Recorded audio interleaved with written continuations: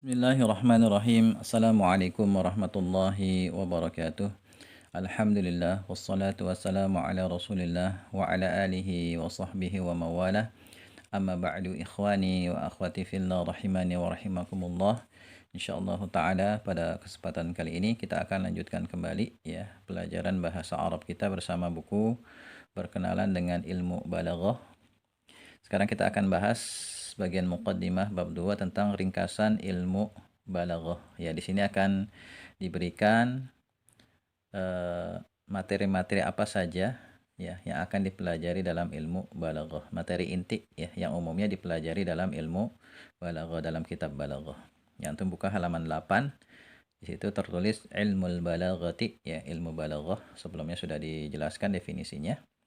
Ya, ilmu yang mempelajari tentang cara menyesuaikan kalimat dengan situasi dan kondisi. Dan nanti dalam ilmu balaghah akan dipelajari 3 ilmu. Yang pertama ilmul ma'ani, kemudian yang kedua ilmul bayani, yang ketiga ilmul badi'i.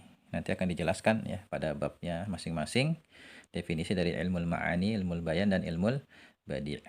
Tapi kalau kita lihat sepintas ya, ilmul ma'ani, ma'ani ini jamak dari makna. Makna jamaknya ma'ani, makna-makna. Nanti dalam ilmu ma'ani kita akan pelajari makna-makna yang terkandung dalam sebuah kata atau sebuah kalimat. Ya, misalnya pada pertemuan sebelumnya sudah saya sampaikan contoh alhamdu. Ya, alhamdu. Nah, nanti dalam ilmu ma'ani akan dipelajari apa makna alif lam pada kata alhamdu.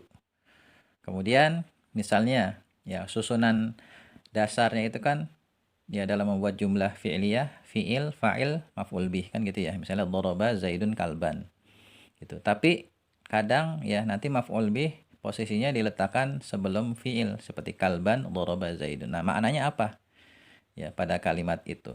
Nanti akan dipelajari dalam ilmu ma'ani.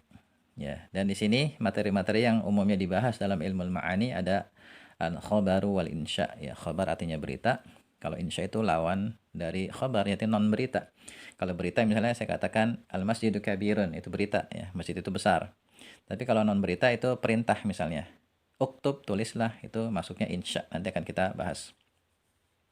Kemudian materi tentang az-zikru. Zikru artinya menyebutkan, al-hadzfu artinya membuang atau tidak menyebutkan. Nanti akan dibahas ya lafaz-lafaz yang disebutkan dan lafaz-lafaz yang dibuang dan maksudnya apa. Nanti akan dibahas ya maksud dari penyebutan dan maksud dari pembuangan sebuah lafaz. Kemudian ada at-taqdim wa ta'khir. Taqdim itu artinya meletakkan di depan, ta'khir meletakkan di akhir. Apa maksudnya sebuah lafaz?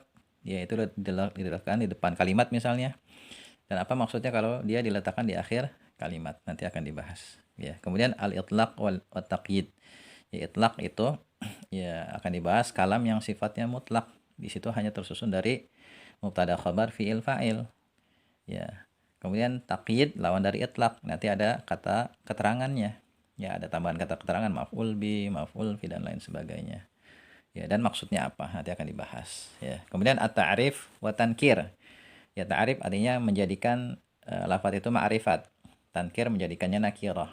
Nanti akan dibahas ya. Apa maksud dari penyebutan isim ma'rifat pada suatu lafaz dan apa maksud dari penggunaan isim nakirah.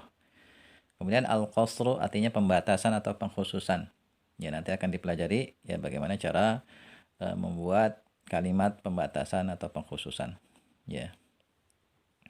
Kemudian al-waslu wal faslu. Waslu itu artinya ya menyambung dengan huruf waw ataf. Ya, kapan dua kalimat itu harus disambung dengan waw ataf dan kapan nggak harus disambung. Ya. Kemudian ada pembahasan al-ijaz. Ijaz itu artinya meringkas, yang menggunakan lafaz-lafaz yang ringkas tapi maknanya luas. Kalau al-itnab itu kebalikan dari al-ijaz, yaitu menggunakan lafaz yang luas tapi maknanya sedikit. Al-musawah ini pertengahan antara ijaz dan itnab. Kemudian dalam ilmu bayan ya, ilmu bayan itu artinya penjelasan ya, bagaimana kita menjelaskan satu maksud tapi caranya bervariasi. Nanti akan dibahas materi tentang tasbih, penyerupaan, al-majaz, majaz ya, al-kinayah, kiasan. Ya, nanti akan dibahas pada tempatnya masing-masing. Kemudian ilmu badi'. Ya, badi' itu artinya yang indah, yang cantik, yang bagus, yang memukau.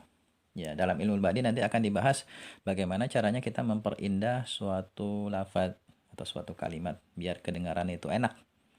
Ya, nanti akan dibahas dua materi inti, al-muhassinat al-lafziyah, ya, bagaimana kita memperindah suatu lafaz, dan al-muhassinat al-ma'nawiyah, bagaimana kita memperindah suatu makna.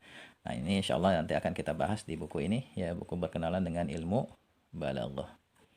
Barangkali ini ya gambaran umum tentang materi yang akan kita pelajari dalam ilmu balaghah. Semoga bermanfaat dan semoga kita diberi kemudahan dalam memahami semua ini ya, dan juga ilmu-ilmu yang bermanfaat lainnya. Assalamualaikum warahmatullahi wabarakatuh.